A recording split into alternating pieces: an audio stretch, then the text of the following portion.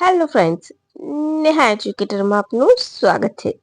આજે હું તમારા માટે લઈને આવી છું 1 એપ્રિલ 2026ના મહત્વના કરંટ અફેર્સ, જે તમારી આવનારી પરીક્ષામાં તમને ખૂબ ઉપયોગી થશે અને ચોક્કસથી એક માર્ક અપાવશે. વિડીયોની પીડીએફ પણ તમને નીચે ડિસ્ક્રિપ્શન બોક્સમાં મળી જશે. તો ફટાફટ વિડીયોની લિંક તમારા મિત્રો સાથે શેર કરી દો અને વિડીયોને લાઈક કરવાનું પણ ભૂલતા નહીં. તો ચાલો હવે આપણે બિલકુલ પણ ટાઈમ બગાડ્યા વગર આજના પ્રથમ પ્રશ્ન તરફ આગળ વધી જઈશું. આ પહેલા તો તમને ખ્યાલ હશે કે આજે કયા રાજ્યનો સ્થાપના દિવસ છે? ઓડિશાનો. એ પણ યાદ રાખી લેજો. ચાલો હવે આપણે પ્રથમ પ્રશ્ન જોઈશું. સમ્રાટ સંસ્કૃતિ મ્યુઝિયમ ક્યાં આવેલું છે? Option A Vadnagar, option B Gandhinagar, option C Ahmedabad, option D Rajkot. બોલો, ખૂબ અગત્યનો પ્રશ્ન છે. હવે તમને મ્યુઝિયમ વિશે તમારે વધારાની માહિતી જોઈતી હોય તો મેં ગુજરાતના મ્યુઝિયમ ઉપર આખો 2 વિડીયો બનાવેલા છે. પ્લે લિસ્ટમાં જ મૂકેલું છે બંને ભાગ, તો તમને ત્યાંથી મળી જશે. સાથે વડનગરમાં કયું મ્યુઝિયમ બન્યું છે, તેનું નામ શું છે, તે તમારે મને કમેન્ટ કરવાનું છે અને એના વિશે પણ તમને એ જ મ્યુઝિયમ વાળા ભાગમાં તમને માહિતી મળશે. તો તમે ત્યાં જઈને એ વિડીયો જોવાનું બિલકુલ પણ ભૂલતા નહીં. તમને કોઈ પણ પરીક્ષા હશે ગુજરાત સરકારની તો તમને ખૂબ ઉપયોગી થઈ જશે. તો પ્લીઝ એટલી રિક્વેસ્ટ છે કે ગુજરાતના મ્યુઝિયમ અને વડનગર મ્યુઝિયમમાં કયું છે, એનું નામ શું છે, એ તમારે મને કમેન્ટ કરવાનું છે. તમે મારો વિડીયો જોશો તો એના વિશે પણ તમને ડિટેલ માહિતી મળશે. તો તમે એ પણ જોઈ લેજો. અને એમાં એક નવો ઉમેરો થયો મ્યુઝિયમમાં, રાઈટ? તો ફટાફટ તમારે શું કરવાનું છે? આ વિડીયો પતે એટલે ગુજરાતના વિવિધ મ્યુઝિયમ નેહા એજ્યુકેટર ઉપર સર્ચ કરશો તો તમને મળી જશે. ત્યાં જઈને જોઈ લેજો. હવે આપણો સમ્રાટ સંસ્કૃતિ મ્યુઝિયમ ક્યાં આવેલું છે? તો ગાંધીનગર. કેમ ચર્ચામાં છે? તો હમણાં જ નવું ખુલ્યું છે કોબા સર્કલ પાસે. એનું ઉદ્ઘાટન વડાપ્રધાને અહીંયા મુલાકાત લીધી એ દરમિયાન કરવામાં આવ્યું છે. તો યાદ રાખી લેજો. તમને એમ લાગે કે મ્યુઝિયમ તો પૂછાતું છે, યસ, જોડકાના સ્વરૂપે તમને પૂછાઈ શકે છે. તો ઓપ્શન બી ગાંધીનગર. ઓકે. હવે તાજેતરમાં વડાપ્રધાન નરેન્દ્ર મોદીની ગુજરાતની મુલાકાત દરમિયાન ગાંધીનગર ખાતે કોબા સર્કલ પાસે સમ્રાટ સંસ્કૃતિ મ્યુઝિયમનું ઉદ્ઘાટન કર્યું. મહાવીર જયંતિના દિવસે તેનું ઉદ્ઘાટન કરવામાં આવ્યું છે.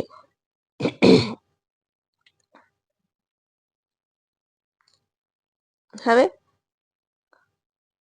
આ મ્યુઝિયમ મહાવીર જૈન આરાધના કેન્દ્રમાં આવેલું છે.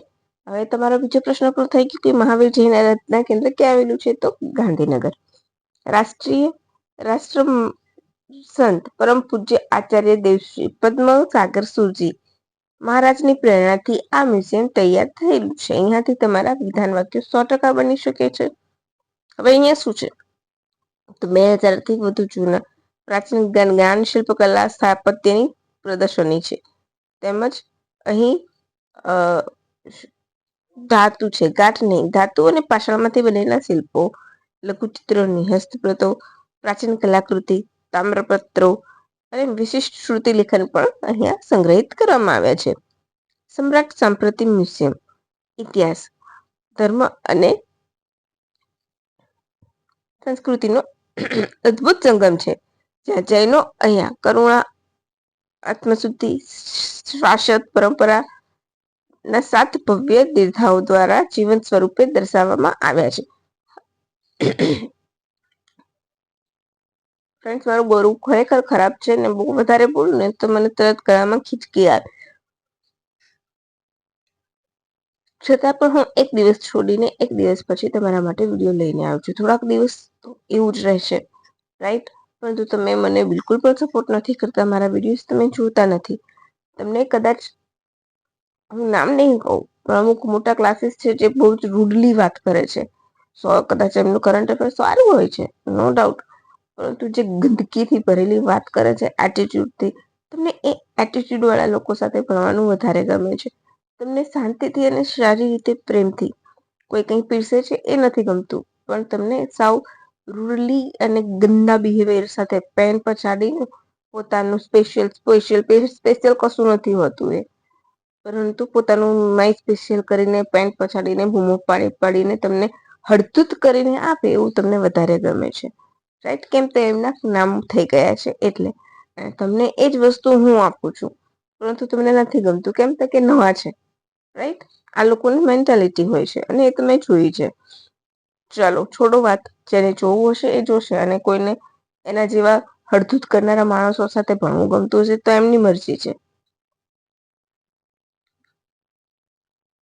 એ એમના પેઇડ લોકોને આવી રીતના વર્તતા નહીં હોય.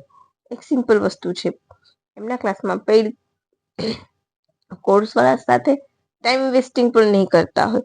અમુક વાર એ માણસ એટલો બધો ટાઈમ વેસ્ટિંગ કરે છે, એક અઠવાડિયામાં 2 વખત શીખવાડીને, એ વેસ્ટિંગ ઓફ ટાઈમ જ છે, એ રિવિઝન નથી. કારણ કે સૌથી મોટી વસ્તુ એ છે કે વિદ્યાર્થી મિત્રો, તમે સિરિયસલી તૈયારી કરતા હોય તે પોતે રિવિઝન કરતા જ હોય. તો અઠવાડિયામાં 2 વાર 15 મિનિટ સુધી એની ઉપર લેક્ચર લેવું, કોઈ પોઈન્ટ આવે તો, એને રિવિઝન કહેવાય જ નહીં, એને વેસ્ટ ટાઈમ કહેવાય. પણ એ એમની ચેનલના માટે પૈસા ભેગા કરી રહ્યા છે. કેમ? એમને ખબર છે કે અમને તો બધા મળશે, આવા બધા કે જેમને વાવ કેટલું મસ્ત કરાવે છે, રિવિઝન, હું એવું ઇમ્પ્રેસિવ બોલીશ એટલે. અને એ લોકો ઘેટાની જેમ ચાલ્યા કરશે ને કે હા, બહુ મસ્ત રિવિઝન પણ અપાવે છે આ સર, તો બહુ જ મસ્ત રિવિઝન કરાવે છે, અને એમના વિડીયોની લેન્થ વધારીને એમના માટે કમાણીનો સોર્સ ઉભો કરશે. મને તો કશું મળવાનું છે નહીં, રાઈટ? એ લોકોના બંને બાજુથી લાડવા મળતા હોય છે, અને છતાં પણ તમને મૂર્ખ બનાવતા જાય છે. સમ્રાટ સંસ્કૃતિ મ્યુઝિયમ જૈન દર્શન, ભારતીય સંસ્કૃતિ અને પ્રાચીન ધરોહરોનું પવિત્ર અને પ્રેરણાદાયી કેન્દ્ર છે. યાદ રાખજો. કયા ધર્મ સાથે સંબંધિત છે? તો જૈન. હવે મહાવીર સ્વામીના જયંતિ દિવસે એનું ઉદ્ઘાટન કરવામાં આવ્યું. તો ક્યારે હતી મહાવીર સ્વામી જયંતિ, મહાવીર જયંતિ? તો ચૈત્ર મહિનાની શુક્લ પક્ષની ત્રયોદશી એ હોય છે, બરાબર છે? તો મહાવીર સ્વામીનો જન્મ ક્યારે થયો હતો? તો ઈસવીસન 599માં બિહારના કુંડલપુરના રાજ પરિવારમાં, એટલે કે કુંડલ ગ્રામમાં થયો હતો. યાદ રાખજો. બાળપણનું નામ શું હતું તેમનું? વર્ધમાન.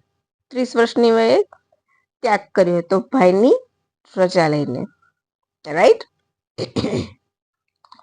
12 વર્ષ તપસ્યા કર્યા બાદ તેમને કૈવલ્ય જ્ઞાન પ્રાપ્ત થયું. હવે તમારે મને કહેવાનું છે કે તેમને જ્ઞાન ક્યાં પ્રાપ્ત થયું હતું? કઈ નદીના કિનારે? જેણે મારા ભારતનો ઇતિહાસ મેં GCERT બેઝ MCQ સિરીઝ શરૂ કરી હતી, પરંતુ મને કંઈ સપોર્ટ મળ્યો નહીં, એટલા માટે મેં સ્ટોપ કરી દીધી. એ લોકોએ જે MCQ સિરીઝ જોઈ હશે ને, એને આ જવાબ ચોક્કસથી આવડશે. તો એક વખત તમે એ વિડીયોઝ પણ જોજો, અને ખરેખર તમને જરૂર લાગતી હોય કે હું ફરીથી ચાલુ કરું, હજુ બાકી જ છે. જે GCERT ની બુક છે એમાંથી જ મેં બનાવ્યા છે ક્વેશ્ચન્સ. તમને લાગતું હોય કે આ ખરેખર મારે જરૂર છે, તો મને કમેન્ટ કરજો કે મેમ ફરીથી સિરીઝ હિસ્ટ્રીની બાકી અધૂરી પૂરી કરો, તો હું ચોક્કસથી શરૂ કરીને પૂરી કરીશ. આ તમને મહાવીર જયંતિ વિશે છે, ઓકે? અચ્છા, એ સિવાય વડાપ્રધાન ગુજરાતની મુલાકાતે આવ્યા હોય તો ખર્ચા પાણી તો હોય જ. તો ઉદઘાટન ત્યાં કર્યું છે, તો બીજે પણ ઉદઘાટન કર્યું હશે, તો કોનું? તો 1500 કરોડ, 5100 કરોડથી વધુ ખર્ચે તૈયાર થયેલ 109 કિલોમીટર લાંબા Ahmedabad Dholera greenfield express way, ક્યાં? તો નેશનલ હાઈવે નંબર 8 પર એ રાષ્ટ્રને સમર્પિત કર્યું. એ સિવાય સાણંદ એટલે આપણે યાદ રાખી લેવાનું, સેમી કંડક્ટર સિટી, બરાબર છે? તો 10th સેમિકોનની OSAT નું ઉદઘાટન કરશે. હવે OSAT વિશે મેં તમને પહેલા પણ કરાયેલું છે, તમને યાદ હશે, રાઈટ? અંદાજે 3300 કરોડનો ખર્ચે એ બનવામાં આવ્યું છે. સેમિકોન આ અત્યાધુનિક OSATની સુવિધા ગુજરાત તથા ભારતને સેમિકન્ડક્ટર ક્ષેત્રે આગળ લઈ જશે, રાઈટ? આ વિશાળ પ્રોજેક્ટ કેટલાનું છે? એનાથી શું થશે? OSAT નાથી તો 60 લાખ DRAM ચિપ્સનું ઉત્પાદન થશે. હવે આપણે OSAT, તો outsource semiconductor assembly and test, યાદ રાખજો. આપણે પહેલા બહારથી કરવું પડતું હતું, જે હવે ઇન્ડિયામાં પોસિબલ બનશે. અને ડીઆરએમ એટલે તો એક પ્રકારની કમ્પ્યુટર મેમરી છે. કેવી? તો ડેટા એ ટેમ્પરરી સ્ટોર કરે છે, જે ડાયનેમિક રેમ કહેવાય છે, રાઈટ. અને સ્ટોરેજનું કામ કરશે. એ બધી વસ્તુ અહીંયા થશે. જેમ કે આપણે ધ્રુવ 65 નું બનાવી હતી, રાઈટ, ચિપ. તો એ ચિપ્સ બનાવી હતી, તો એના વિશે તમારે યાદ રાખી લેવાનું છે. આજે મેં તમને એ નથી આપ્યું કે હમણાંથી હું જોઉં છું કે હું આટલું બધું મહેનત કરું છું, મારી તબિયત સારી ન હોવા છતાં પણ હું તમને આપું છું, તો પણ તમે મને સપોર્ટ નથી કરી રહ્યા. મને ઈચ્છા તો થઈ હતી કે આખું આવડી લઉં, પરંતુ ના, તમારા તરફથી મને સપોર્ટ ના મળે તો મને લાગ્યું કે મારે ના કરવું જોઈએ. તમને પેન પછાડીને ઘાંટા પાડીને તમને હ્યુમિલેટ કરતા માણસો સાથે તમે જઈ શકો છો. ક્વેશ્ચન બીજો છે, નોઈડા ઇન્ટરનેશનલ એરપોર્ટનું બીજું નામ જવાહર ઇન્ટરનેશનલ એરપોર્ટ છે, બરાબર છે. તો એણે લોગો તરીકે કયા પક્ષીને અપનાવ્યું છે? નવું એરપોર્ટનું ઉદ્ઘાટન થયેલું છે, બરાબર છે. તો ઓપ્શન એ સારસ, ઓપ્શન બી ગરુડ, ઓપ્શન સી મોર, ઓપ્શન ડી સુરખાબ. એનું રાજ્ય પક્ષી છે. ચલો એક હિન્ટ આપી દઉં છું. તો અહીં આવશે option A Saras. સારસને Jewar international એરપોર્ટે એના સિમ્બોલ તરીકે અપનાવ્યું છે, બરાબર. હવે ગરુડ, તો ગરુડ એરલાઇન્સ ઇન્ડોનેશિયાની પ્રતીક છે, બરાબર. મોર તો તમને ખ્યાલ છે, રાષ્ટ્રીય પક્ષી. અને સુરખાબ તો ગુજરાતનું રાષ્ટ્રીય પક્ષી. હવે ઉત્તર પ્રદેશમાં આવેલું નોઈડા ઇન્ટરનેશનલ એરપોર્ટ રાજ્યનું 5મું ઇન્ટરનેશનલ એરપોર્ટ છે, જેની સાથે ઉત્તર પ્રદેશ પ્રથમ એવું રાજ્ય બન્યું છે કે જે 5 ઇન્ટરનેશનલ એરપોર્ટ ધરાવતું એકમાત્ર રાજ્ય બન્યું છે. હવે ઉત્તર પ્રદેશમાં આવેલા અન્ય એરપોર્ટ. હવે તમને એક સિમ્પલ પ્રશ્ન પૂછે, કેવો? કે ઉત્તર પ્રદેશમાં 5 ઇન્ટરનેશનલ એરપોર્ટ આવેલા છે, એમાંથી નીચેનું કયું જોડકું સાચું છે? પછી તમને આપી દેશે જોડકાના ફોર્મમાં. એક તો ક્લિયર થઈ ગયું કે જેવર એરપોર્ટ, તો નોઈડા. બીજું, ચૌધરી ચરણસિંહ ઇન્ટરનેશનલ એરપોર્ટ લખનઉ. લાલ બહાદુર શાસ્ત્રી, તો વારાણસી. મહર્ષિ વાલ્મીકી, અયોધ્યાનું એરપોર્ટ. અને કુશીનગર ઇન્ટરનેશનલ એરપોર્ટ, તો કુશીનગર ઇન્ટરનેશનલ એરપોર્ટ. તો આ 4 તમને જોડકાના સ્વરૂપે પૂછશે તો તમે ગુંચવાશો. અને પછી તમને નીચે વિધાન બનાવશે કે 1 2 3 2 3 4 4 5, રાઈટ. ફક્ત એક આપણો ત્રીજો પ્રશ્ન, હાલમાં વસ્તી ગણતરીના 2026ના મહારજિસ્ટર અને જનગણના આયુક્ત તરીકે કોની નિમણૂક કરવામાં આવી છે? Option A Vivek Joshi, option B C Chandramouli, option C R Gopalaswami, option D મહામૃત્યુંજય ઝાપદ યાદ રહી ગયા છે, મૃત્યુંજય કુમાર નારાયણ. બોલો શું આવશે જવાબ? તો અહીં આપણો જવાબ આવશે ઓપ્શન ડી.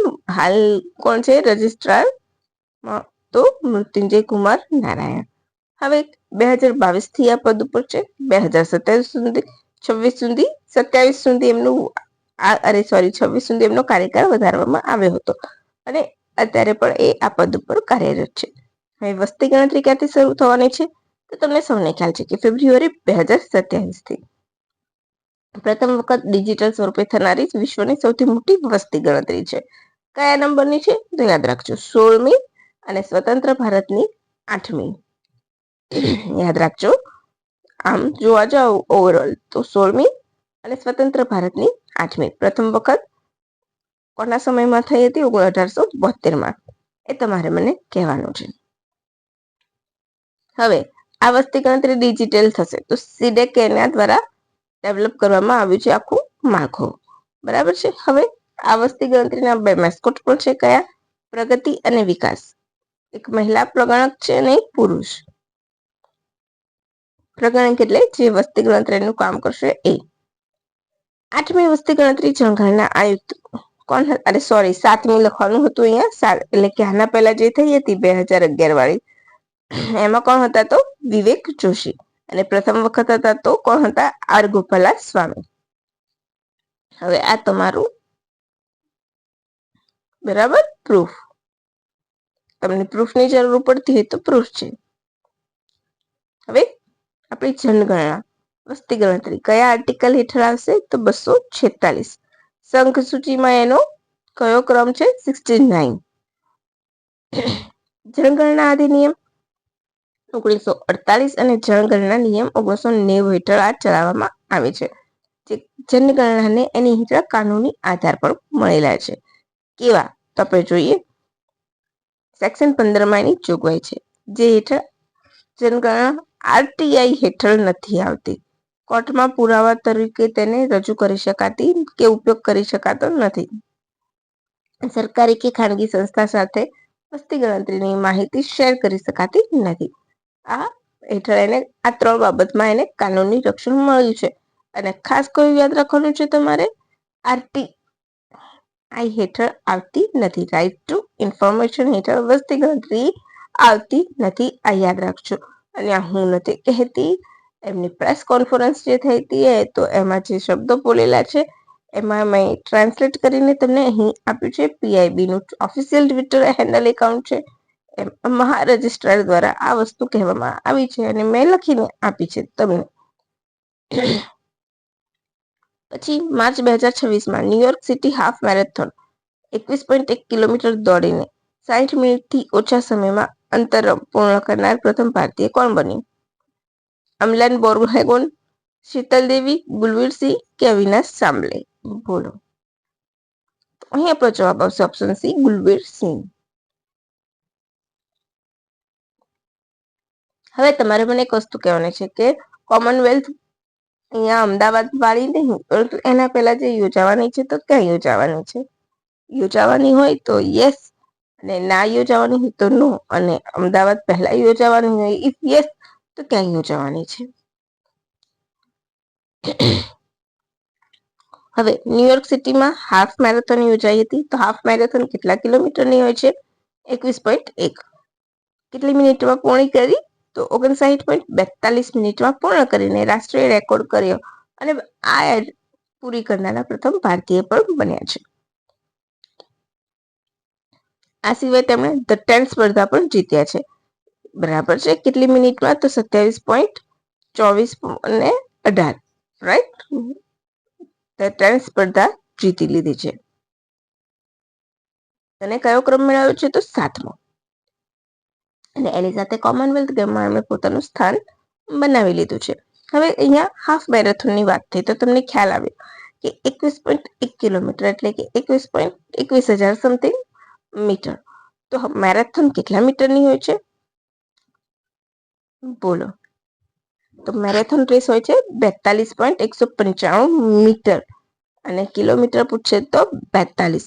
યાદ રાખી લેજો, બિલકુલ પણ ભૂલ્યા વગર. વિધાન વાક્ય બની શકે. પછી 10 કેમ કહેવાય છે સ્પર્ધા દોડની? તો 10,000 કિલોમીટરનું અંતર કાપવાનું હોય છે. આ રહ્યું the 10. Gulveer Singh finished 7th in a men's 100,000 meter. Right? અને clear qualification mark from Commonwealth game and Asian games. બરાબર છે? તો ક્લિયર થઈ ગયું. હવે નેક્સ્ટ. હવે આ છેલ્લો પ્રશ્ન છે. તાજેતરમાં ટ્રાઇફેડ દ્વારા આદિવાસી ઉત્પાદનોને પ્રોત્સાહન આપવા માટે કોની સાથે એમઓયુ કર્યા છે ટ્રાઇફેડે? ઓપ્શન એ ગૃહ મંત્રાલય, ઓપ્શન બી પોસ્ટ વિભાગ, option C Zomato, option D ministry of tribal affairs. બોલો. અહીં આપણો જવાબ આવશે ઓપ્શન બી પોસ્ટ વિભાગ સાથે. તાજેતરમાં ટ્રાઇફેડે આદિવાસી ઉત્પાદનોને રાષ્ટ્રીય માર્કેટ આપવા માટે પોસ્ટ વિભાગ સાથે કરાર કર્યા છે. એમાં આનાથી શું થશે? તો ઉત્પાદનોને ડિજિટલ માર્કેટ મળશે, જેથી વેચાણ અને ડિલિવરીની વેચાણ મળશે રાષ્ટ્રીય. એટલે પોસ્ટ વિભાગ જ આ બધું કરશે. તો ડિલિવરીની સુવિધા પણ પોસ્ટ વિભાગ દ્વારા નિભાવવામાં આવશે. એનાથી ડિજિટલ માર્કેટ મળવાના કારણે એમના ઉત્પાદનોનું એરિયા વધશે. રાઈટ? હવે આદિવાસી ઉત્પાદનોને ઓનલાઈન વેચાણ માટે પ્રોત્સાહન આપવું. પોસ્ટ વિભાગ તેના નેટવર્ક દ્વારા આદિવાસી ઉત્પાદનોને ડોર ટુ ડોર પહોંચાડશે. તેમાં ઓર્ડરથી લઈને ડિલિવરી સુધીની પ્રક્રિયા પોસ્ટ વિભાગ પોતે કરશે. Right? Shipment tracking API integration કરવામાં આવશે. સ્પીડ પોસ્ટ દ્વારા સરળ બુકિંગ માટે NPL એટલે કે બુક નાવ પે લેટર સુવિધા આપવામાં આવશે. ટ્રાઇફેડ દ્વારા પેકેજિંગ અને લેબલિંગ સુનિશ્ચિત કરશે. અહીંયા ગુજરાતીમાં લખવાનું ટાઈપિંગ ઇંગ્લિશ થઈ ગયું છે, જેનાથી દૂરના આદિવાસી વિસ્તારોમાં પણ માલ એકત્રિત કરવામાં મદદ મળશે. ઉદ્દેશ્ય શું છે? તો આદિવાસીની આવક વધારવી, એમનું ઉત્પાદન વધારવું અને એમની જીવન ધોરણ સુધારવું. હવે ટ્રાઇફેડ, તો ટ્રાઇફેડનું પૂરું નામ શું છે? તો